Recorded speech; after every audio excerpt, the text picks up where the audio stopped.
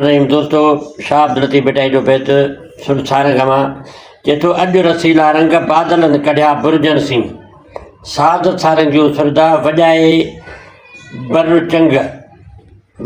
बर चंग सुरायूं सारंग पलटियूं राति पदाम ते।